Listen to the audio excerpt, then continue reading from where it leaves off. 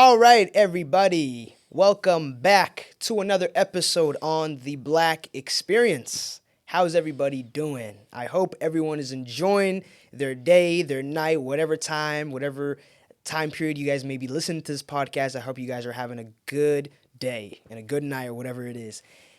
Y'all, I'm very excited today. Today I have a very special guest with me on this episode. He is a father, he is a husband, he is a musician, he serves on the city council here in Bellingham, and he is part of the larger community.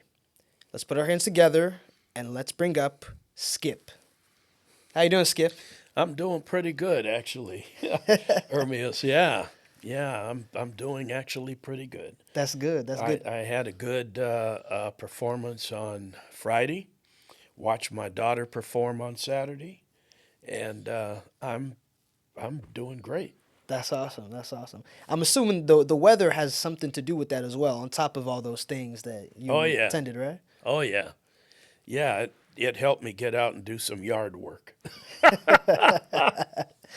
Beautiful. Yeah. Beautiful. Yeah, no, the weather finally has changed and I just spent some time in Palm Springs, about a week. Wow. A friend of mine has a place down there, so I went down to visit him and he and his wife and it was 70, 72, 75 degrees. Flew back on a Thursday, got off the plane at SeaTac, 37. Ugh. Cut in half, Yeah, practically, yeah, right? yeah. It's Goodness. like, oh boy, if I could afford to hang out down there for part of the year, it'd be great. But Absolutely. Absolutely. yeah, Well, thank you for taking the time to, hop on this podcast. We've been talking about this for a while, we have been, and we finally it's have been. happening. Yeah. So I'm excited to see what Well, and thank just you, learn more about you, sir. thank you. Before we get started, I'm curious for all the Bellingham natives that are listening to this podcast. Okay. It's spring quarters or spring season's here. What are your favorite food spots in Bellingham to My go favorite food spots. to eat during this Oh time? wow. Well, I've got several. Not to say this is an advertisement for any of them, but I like Deanna's Italian restaurant. Okay. I like the Brandywine. Classic. Classic, yeah. Brandywine is one. Skylarks is another. And I also like jalapenos for Mexican. That's a very popular spot among the students too at Western. Is it Jalapenos really? Oh yeah. Yeah. Oh yeah. Yeah, I met the owner of that restaurant a long time ago. He was the manager of the banquet service up at Semiamu Hotel, and at the time when I was working as a rep for the Washington Education Association up here, we would have our conferences up there, right? And so he was always my go-to guy, man, when I needed more of this or that. And so we got to know each other over the years. He finally left, and he started the One Jalapenos down on the waterfront. Yeah. And now he's expanded it to, I don't know, 4 or 5 Multiple restaurants. locations. Yeah, yeah. Yeah. And that was always his dream of being able to do that. Yeah. Yeah. Well, Skip, I initially remember meeting you at the brothers meeting Yes. that happens every third Wednesday of the month. I think Right. it was around October, but you came and sat right next to me, Mm-hmm. and we chatted afterwards, and we talked about the podcast and stuff. Kind of, if you want to just start and explain a little bit of what the brothers meeting is, and a little bit about how you got connected to that organization. Okay, well, I'm going to go back a ways here Sure. in the conversation because I saw one of your topics was what did I find out about Bellingham? And what I'm going to go back to is where I came from. So I was born and raised in Tacoma, Washington. And back in when I was born and probably, well, before that, there was a very strong black community down there, who were some real movers and shakers, even going back to the 1900s and the 1920s. And my grandfather moved to Tacoma in 1905. Wow. Yeah, A while ago. More than yeah, 100 years ago. quite a while Yeah. ago. And if you watch the Tacoma Public Broadcasting Channel on our cable, it's 108. One of the they run a series on Black history in Tacoma in Pierce County, I didn't know this. and one of the they're just like 10-minute pieces, and one of the segments was on this woman named Nettie Asbury, who was a real black pioneer, and it's about her writing an editorial to the Tacoma newspaper about the movie Birth of a Nation. Wow. And she was a family friend of ours. So people like that is what I grew up around. And there was there were a lot of churches, a lot of Baptist churches. There was an AME church that was rather active, and so that was the atmosphere I was raised in. So when I came to Bellingham, there were a bunch of people like me, darker than blue, so to speak, and but I think that we've come to realize, because all the guys that I knew back then, I moved here in 1989, March of '89, and and I knew of some of the people here just by name. I didn't know them. You've heard of Damani Johnson, I right? have. Yeah, friends of mine in Seattle told me, you got to find this guy. He's this, that, and the other thing. And so when I finally met him, and then I met Ted Pratt Yeah. and some of the others that were here, the one thing that I kind of noticed was that all of us came here in our own capacity, in our doing the work that we did. Like their career was here at Western, and mine was working in public education and ultimately working for the teachers union. But there wasn't a very strong sense of community. There wasn't a piece of glue that held everybody together. Even though they were doing things back then, like they formed an NAACP chapter, and they really pushed it as one of the first, but I don't know, in our NAACP down in Tacoma, there were white members, Mm-hmm.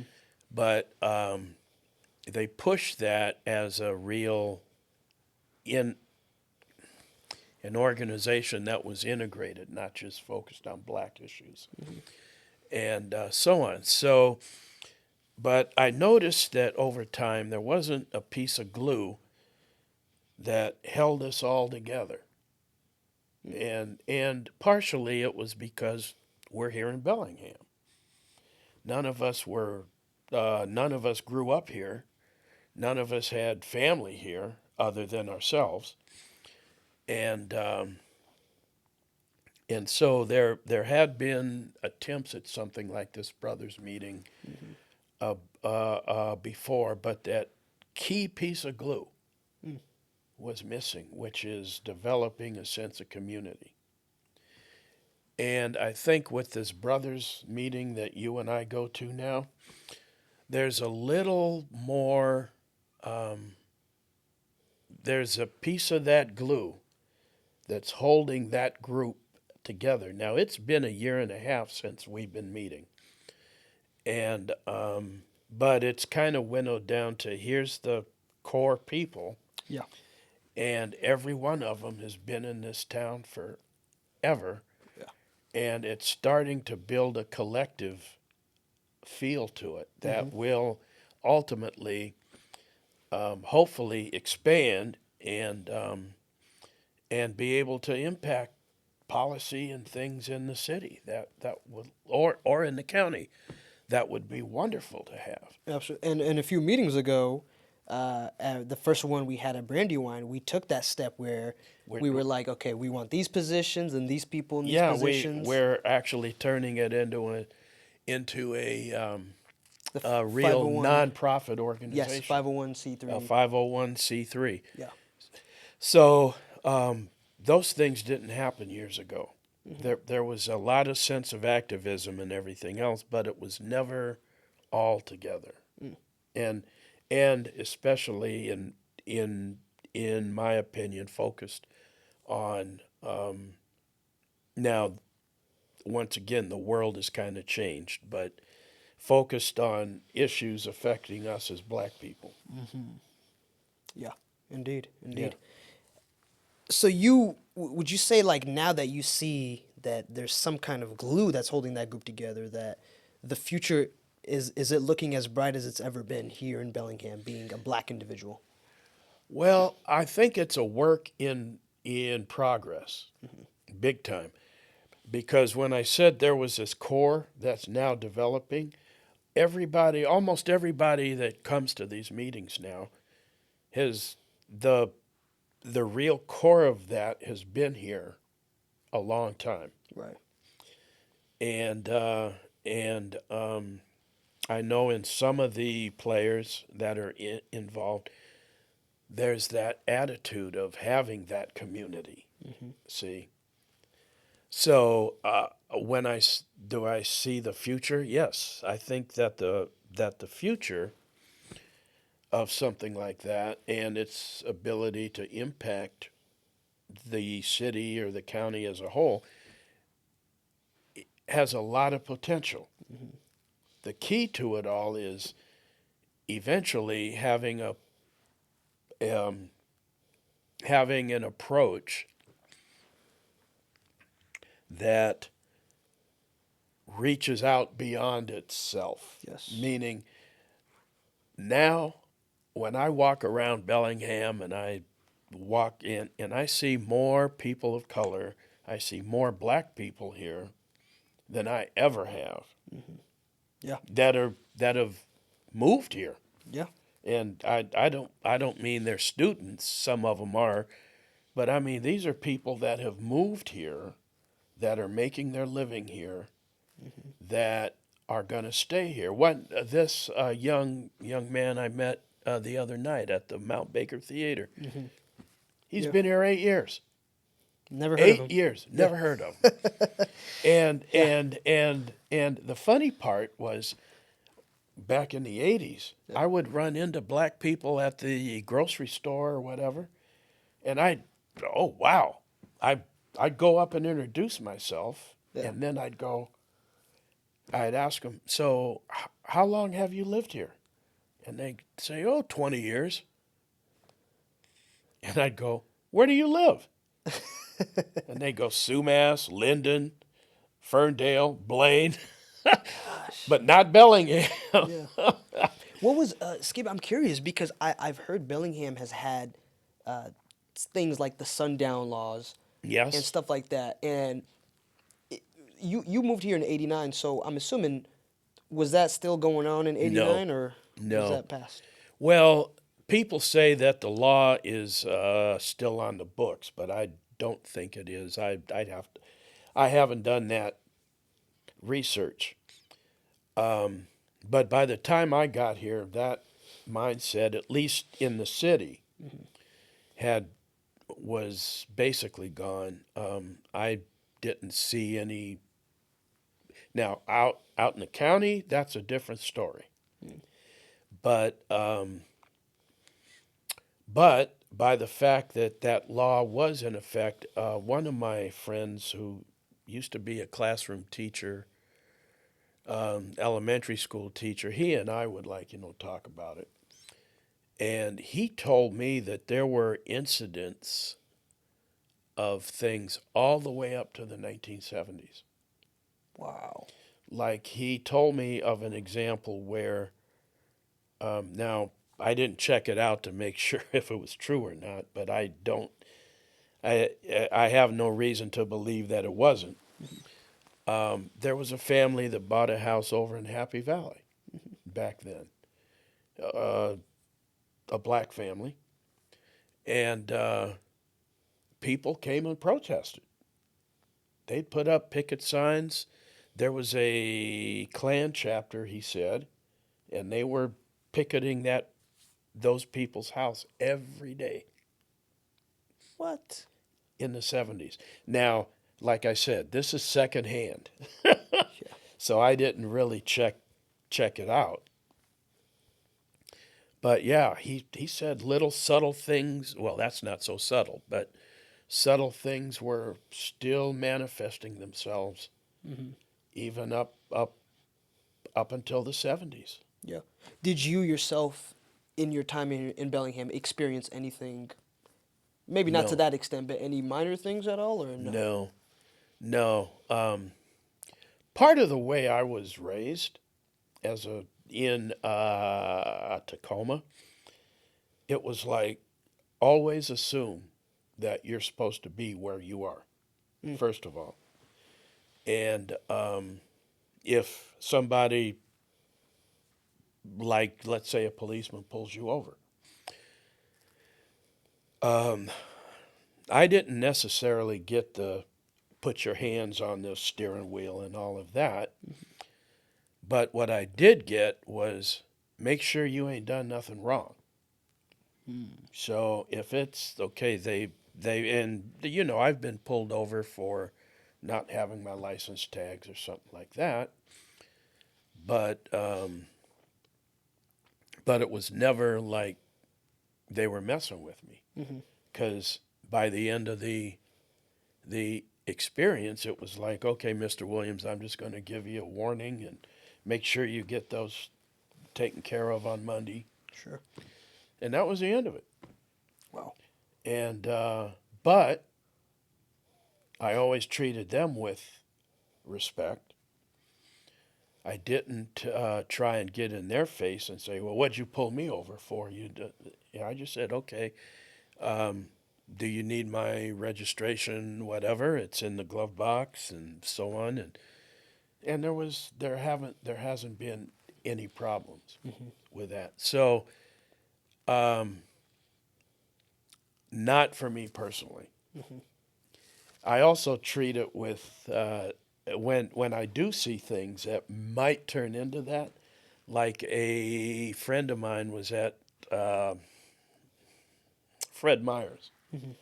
years ago, and he was getting all wrapped up about.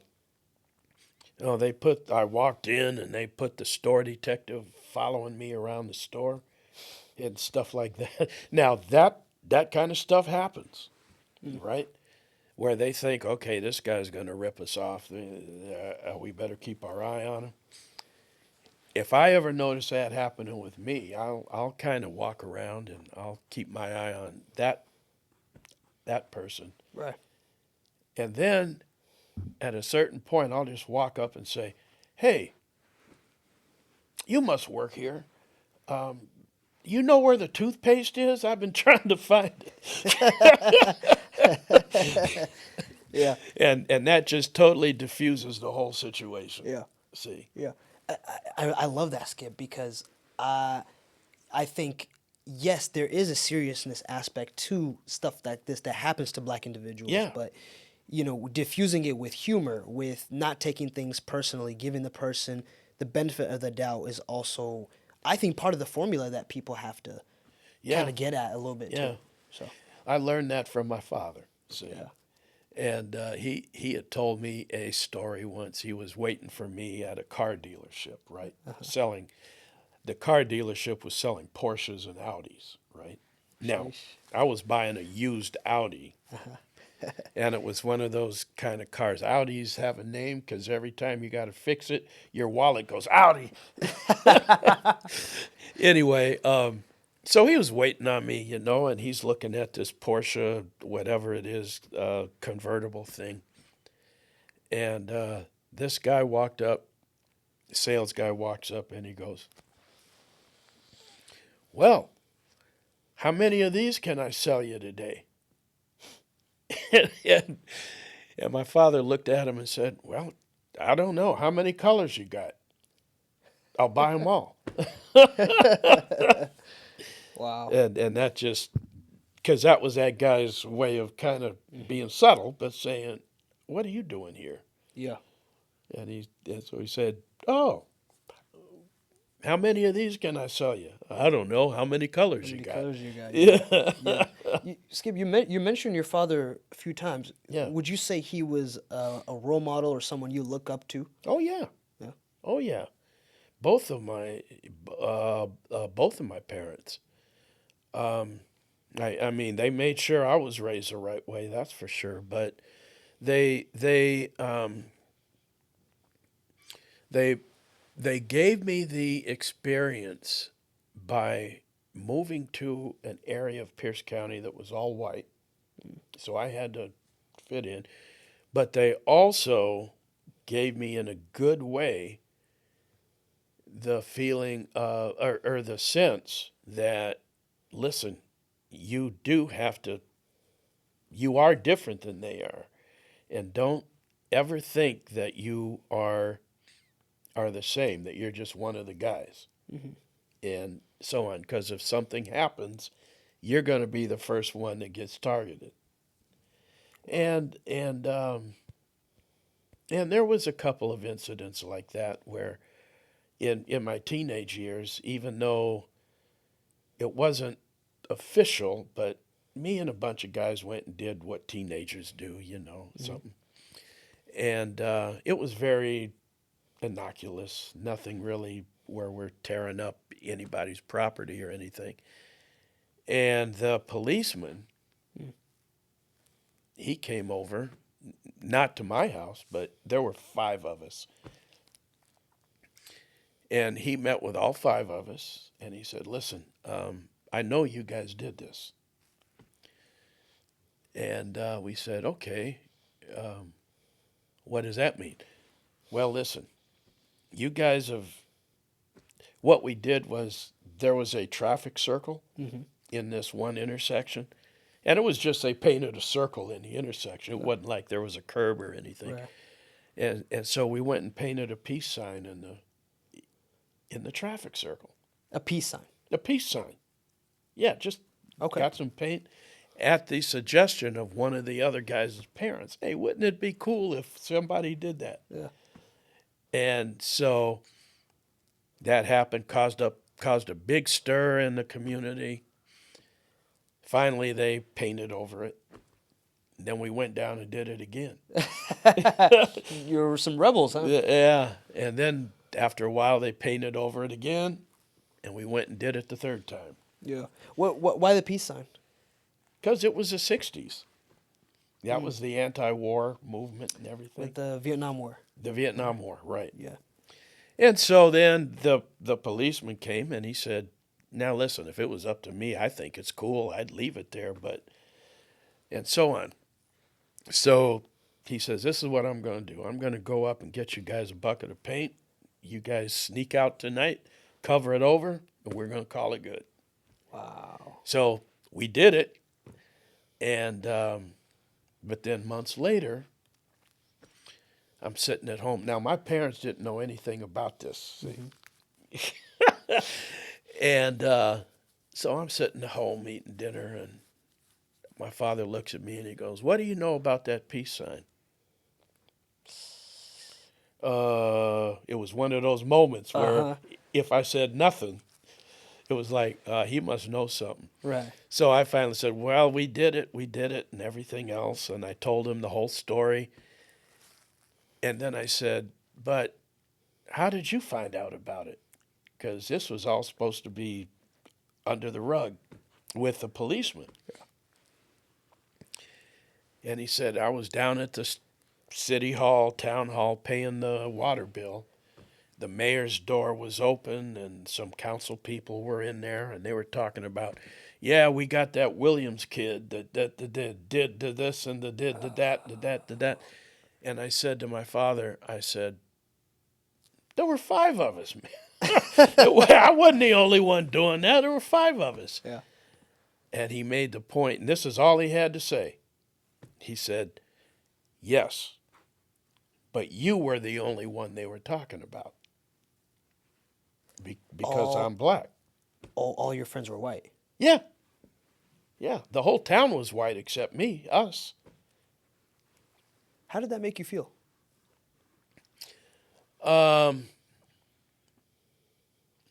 Luckily, the environment in that town, for the most part, was actually pretty good.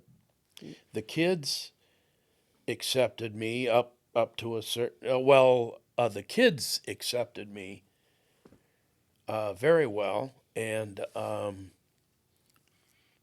even to this day, we're lifelong friends. Some of us. There were a couple that were kind of jerky, but the parents, it was like you never had any real girlfriends in there, but there was a certain barrier that they never crossed. They never used derogatory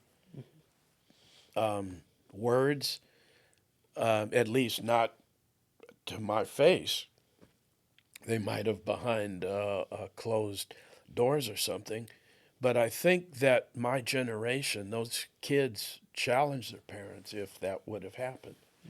And because I know some of them would say, my mom said this or that, and I don't know why she's saying it, and so on. And now that those parents, even though some of them are now in their 90s, whenever I see them, Yeah. they really respect me. And I was just lucky that way. There were, yeah. And, but like I said, my father and mother taught me don't take that for granted. Mm-hmm. You've got to always be on your on on your A game, Wow. no matter what. Even though it looks like you're just fitting in and everything, Yeah. never forget where you came from and who you are. That reminds me of the saying that says you have to always be 2 steps, Three 3 steps ahead. 3 steps 3 steps ahead ahead. because they'll knock you 2 back. Too bad. Yeah, exactly. Yeah, you told me this actually I last time. did. Yeah. 3 steps ahead because they'll knock you 2 back, and when you're done, you're at least 1 step ahead. At least 1 step ahead. Yeah. Wow. Wow. That's incredible. And so true. Skip, I want to talk about music. Okay. So you said today you were coming from your daughter's recital or No, play that she she had? was in a cabaret show. Cabaret show. What is that? It's like a variety show kind of. Gotcha. But it's like a big stage production. A production. She's an actress and a singer, and she's in this company now. It's called the Sugar Show, and it's kind of a satire but with sort of lightweight sexual jokes in there a little bit, but it's really coming along as a production. Sure. And so they're moving up the ladder. They've been in Seattle. They've been at a number of places, but doing this at the Mount Baker Theater was a big deal. That's awesome. So what initially made you get into music? Well, I was about 9 years old. I think 8 or 9. And on Friday nights, we were watching a movie. Mm-hmm. And it was called The Glenn Miller Story. And Glenn Miller was a big band leader in the 1940s. And that's who my dad listened to and so on, as well as Duke Ellington, Count Basie, Mm-hmm. people like that. And the something about that movie and my dad's energy around it, all of a sudden something just clicked in me. And the next day I was sitting at a piano popping out the melodies. And I think that the piece that got me into the music scene was my dad just listened to all kinds of music. So he exposed me to all of this. We were one of the first people in of his generation. Well, not one of the first, I'm sure, but where we had a stereo that he Wow. built. Back in those days, you had to buy a kit, Uh-huh. and then he put all the pieces together and had a FM radio and a turntable and everything else, and the amplifier, and he built that, and having listened to all that music just soaked in. Wow. And then I started playing clarinet at the age and at the end of the fourth grade year, and one thing led to another, and I kept on playing. I kept playing piano and keyboards, but I'm not really trained in those. Gotcha. Although I know music theory and all of that, it's like. And then after high school, I started playing professionally Incredible. in a rock band and many rock bands actually. Yeah. Yeah. But, do you have a favorite music artist of all time? Anyone that stands out? Oh, me? Oh man, there's a lot. There's a lot. Ray Charles, Quincy Jones, Duke Ellington, Count Basie, Sarah Vaughan, just Michael you name it. Jackson? Michael King Jackson. of Pop? Michael was one of those cats that I said this to my wife the other day. I said, you go through life and there's artists like Michael Jackson, like Sammy Davis Jr., like Duke Ellington, like Tony Bennett, people like that, that you just think they're never going to die because you can't imagine a world in entertainment without them. Right. And Michael Jackson was one of those cats. When he died, it was like, what? What? Caught everyone off guard. Yeah. Oh, yeah. Yeah. Yeah. And And he was young too. He was only 50. He was 50, 52, I think, or something. But yeah, he was young. But it was like you just never thought he would just go. And then all of a sudden he was gone when he was getting ready for his the last final tour. tour. Yeah.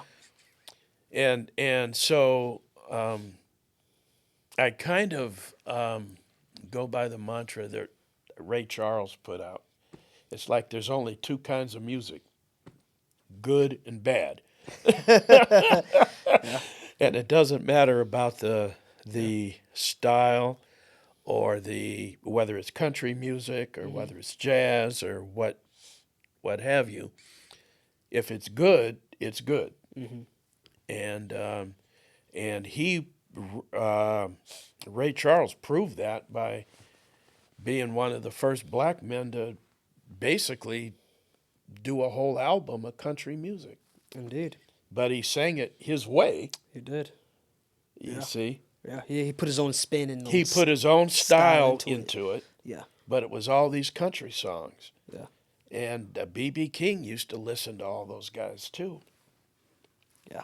Absolutely. What differences what do you think about today's music compared to the many generations of music, the disco 70s, the 80s, Oh, geez. that you see similarities and differences? Well, one thing that I see is every generation is based on the prior generation, on prior stuff. My son and I were talking about hip hop and rap yesterday. And if you really study the history of black music, you would see some of those elements that these rappers are doing now and doing things that were first done in the 1940s with guys that were singing in big bands, guys like Cab Calloway, scat singing, Louis Armstrong, scat singing. Um, all of that, if it wasn't for that, you wouldn't have What you have rap. today. Yeah, Right. yeah. So, and if you talk to the real artists, they acknowledge that. And at one point, Quincy Jones organized when the rap stuff was getting kind of wonky, people were killing each other and all of that. He called a for he organized a kind of a summit meeting of all of these rappers and Tupac and all of these folks, and he said, "Listen, um, you guys are spinning off into this world that is not going to serve you well, and you guys are artists. You guys have latched on to a musical form that's going to be the next phase." And he had people there not only from the music world, but he had people there from the world, Yeah. like Colin Powell and people like that were saying, "I really dig what you guys are doing, but if you kill each other off and lose your focus, lose your art due to this other stuff, then you're no longer artists." Right. Absolutely. Yeah. That's definitely that sounds like that was a meeting that was needed. And Oh, something yeah. that they all Oh, needed to yeah. hear and to bring people together. Kind of like the glue that we were talking about Yep. with the Yep. brothers meeting, right? Yep. So. Skip, I want to go back to kind of music for you. So I've heard you have a band or you had a band in the No, past. I had a band here. Yeah. It was a Motown cover band, basically. Okay. We tried to emulate the Motown sound and the Motown image. What is So, Motown? well, it's just the music from the Motown era back in the 60s, where Michael Jackson came from, Stevie Wonder, I got you. the Temptations, the Four Tops, the Marvin Gaye. Uh-huh. Those folk, the Miracles, Yes. Smokey Robinson, all those guys came. The Supremes, all those guys came out of the Motown machine, and they were their music was really that was the first black music that went mainstream. Wow. I mean, that was their goal, was to put a product out there that really didn't have any racial barriers, and they did, and they taught their their their artists that you got to be professional. We're learning dance steps, we're learning manners, how you conduct yourself. All of this stuff was part of their machine. It wasn't just, oh yeah, go out there and sing and so on. Gotcha. And so we were trying to emulate that. And we did a pretty good job of it for 13 years. Wow. That band stayed together for 13 years. I was the music director of it. And That's awesome. Will we ever hear from this band again? not with me in it. No? Some of the guys are still around, but it's not the same. Gotcha. Yeah, they're more they seem to be more like just a regular bar band now. Yeah. But man, we were hitting casinos, played at the Space Needle, Oh, wow. you You guys know, were big time. played the Taste of Seattle, Taste of Tacoma. We were moving up the ladder. That's awesome. Yeah. That's awesome. That's beautiful. I want to circle back to kind of talking about Bellingham. Yes. Overall. Please, yeah. This is something that actually just came up to me just now, right before we started. But for someone who's just coming into Bellingham, I guess if you wanted to, and they're tuning in, explain a little bit. What were some of the lessons you've learned living here in Bellingham, both as a black individual and then also just as a person here in Bellingham? Well, um, I think that in general, um, the population here really wants to do the right thing in general. When I got here, I had a job here. I was working for the teachers union, and um, once again, I mean, I got here. I was more or less accepted right away, Hmm. and I had a position of authority in some ways. Um, but I mean, nobody gave me any flack. So, but part of that came from the fact that um, I had to represent Bellingham teachers. The first 10 years I was up here, and when I got here, the deputy superintendent here, um, she was she knew who I was. Mm. She she knew who I was.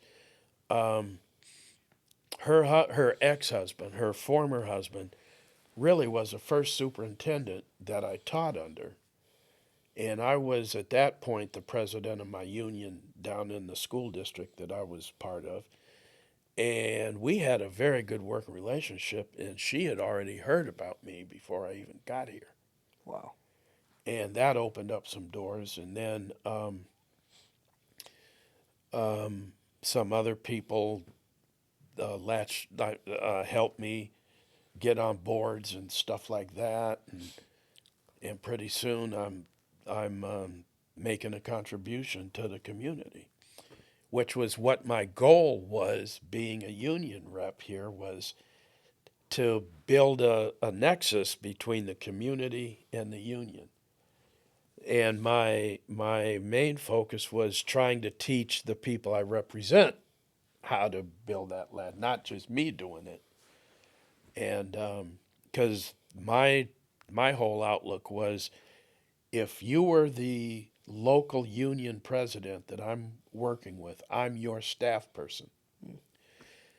And my goal was, when the newspaper wants to know something about education, they're going to come talk to you Mm. first. Or maybe they'll come talk to you and then go talk to the superintendent. Gotcha. Or the other way around. Right. Him first, you second. Sure. But at least you're getting in there and seen as a leader Yeah. in education. I'm just a person helping you get there. Sure. See? Wow. Yeah. What an experience. Yeah. That absolutely is an amazing experience. And like you said, the population here is growing, so more opportunities and definitely the good thing is the OGs of Bellingham, like yourself, Skip. People can come to you and say, "Hey, what was the experience like? Yeah. I want to get into this, into city council, into this, that," Yeah. and you can refer them to people because you know so many people now. Yeah. Yeah. Yeah. I've been very, very lucky that way. And when I was an up and comer in my teaching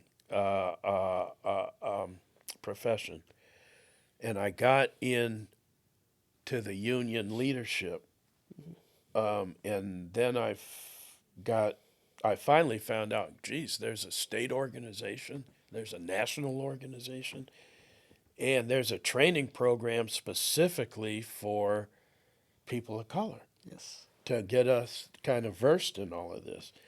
And I went to one of those, and they told me, heck, man, you don't need to be here. You already know all this stuff. And, well, I didn't know all of it, but I was maybe a few steps ahead of most of my other colleagues from other parts of the state. And it was because I had became a president and then so on. And the one thing that they drilled into my head was, your first job when you get to be in a position of leadership, your first job is to find the person that's going to replace you. Hmm. Meaning, leadership, and this is how I think of leadership, leadership is very transitional, meaning you've got to have the right person with the right skill at the right time in the right place. And when those struggles are over, um, your skill set and your temperament and your whatever might not be the right ones to face the next challenge. Wow. And so you've always got to be on the lookout for the next person to come up that can lead the organization forward. Exactly. That's the whole, that's it in a nutshell. Some folks see leadership as I got to hold on to it for the rest of my life. Mm-mm. And no, I'm here for a very specific reason to do this. And however long that is, it might be 4 years, it might be 3, 2, whatever. Part of my job is to find that next person. Yeah. Wow. That's a powerful statement. Leadership is transitional, Yeah. and that actually leads to the last bullet point, Skip, that I wanted to cover. Okay. And you may just repeat that, as what this is, but I'd love to end it with this. But what advice would you give to the younger generation of today, both to Black individuals, right, but also just in general? What advice would you give to us? Well,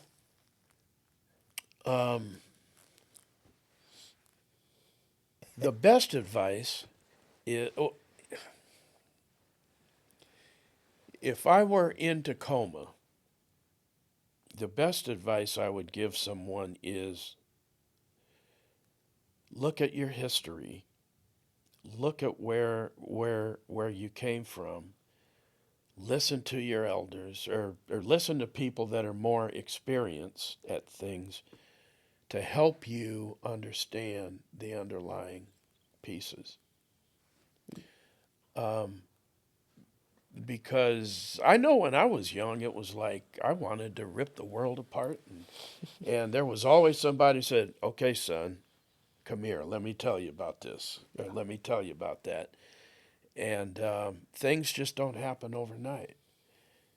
That's why, like the work on the city council, people think we can just wave a magic wand and just make something happen. But you don't want to make a decision about anything, and I use the word anything, that is not well thought out, is not really digging deep to find out what the real problem is that you're trying to solve. Mm-hmm. See, you can react. Something could happen and you can react and just go out and yell and do do whatever, and that's part of the world. But in the end, you have to look at those things like there's tactics and there's strategies. Mm-hmm. And you, as a young person, you need to be focused. A person needs to be focused on the strategy and the end goal. Right. Some people look at it and they think, oh my God, we had this big rally and this and that, and we had 10,000 people downtown and this, that, and the other thing. And they think that's the goal. That's not the goal. That's a tactic to move the needle forward to get you to where you need to be. Mm. And so I liken it to when I first got my job up here. Yes. Jeez, I come in March. I'm negotiating the contract for the teachers here. And in August, they go on strike. I mean, the whole thing just fell apart. Mm-hmm. Well, it didn't it totally fall apart, but the playing field needed to be leveled. And so some people thought that going on strike was great. we went on strike. See, we showed them something. Mm-hmm. No, going on strike meant that tactic put pressure on the process and on the school district, because once that happens, Mm-hmm. your first job is you got to figure out how to get it over with. Right. See, what's it going to take to get it over with? Exactly. That's the strategy. Wow. Wow. Powerful. Yeah. Powerful. Skip, thank you so much for hopping on the podcast. That was special. Again, guys, we are just getting started here. There's so many takeaways, we can take from the advice that people give, to us as the younger generation. And it's one thing to take and hear the advice, but it's also another thing to implement it. So let's go out there. Let's implement this advice. I hope everyone enjoys the rest of their week. If you guys are in school right now, in finals week, good luck. And we will catch y'all on the next one. Till next time, guys. Peace.